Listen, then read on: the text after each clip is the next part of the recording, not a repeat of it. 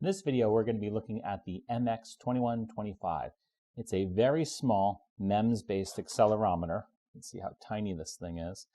And it basically measures G-force. Now, when you go to select an accelerometer, there's a couple things that you should think about.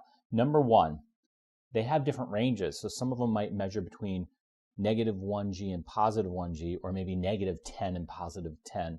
So if you're using this to put into a rocket ship, you might want more G's in positive versus negative. This one happens to measure plus or minus 2 G's.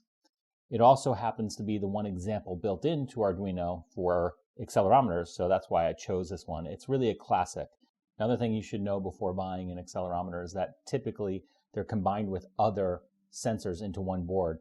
You'll see them called 9 degrees of freedom boards, 10 degrees of freedom boards. And what that does is it combines an accelerometer with a gyroscope, with a magnetometer, with many other sensors into one board. And it gives you lots of telemetry. It knows altitude and turn and twist, yaw, pitch, all that great stuff. This case, though, we're going to be looking at the MX2125, and all it is an accelerometer, and it's classic. It's been around forever. So I'm going to go ahead and put this in the breadboard, just like this. And you should note that if you look very, very closely, there's an arrow on it, and that arrow points up, and that indicates where pin 1 is. Speaking of pins, let's quickly look at how we're going to wire this up. So looking down at the accelerometer, you'll see a little arrow like this. That usually indicates that that's pin 1, 2, 3, 4, 5, 6. With the MX2125, this one is your temp pin. We're not going to be using it.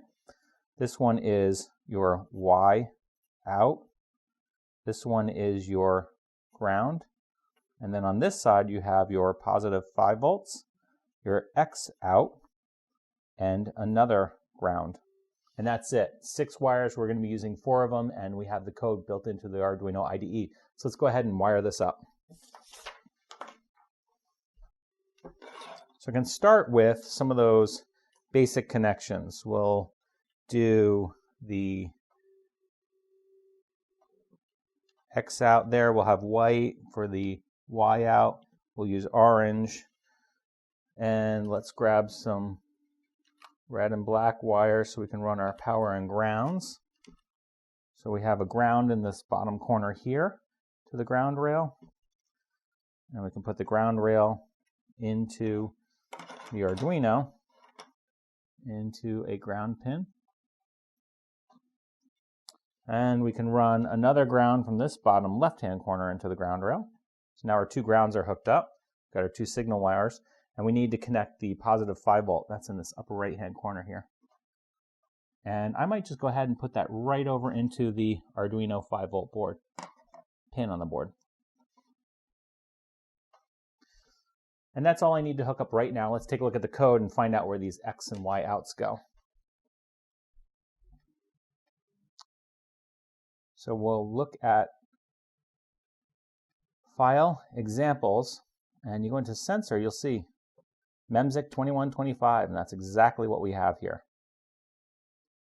And the X out is digital pin 2, so that is the white wire. And the Y out is digital pin 3. That's right there.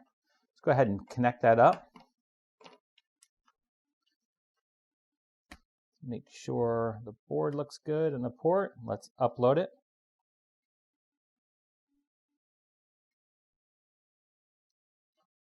Now we can see on the serial monitor, I'm basically reading zeros. I got a few anomalies because I'm actually shaking the table just a little bit, so it's fairly sensitive.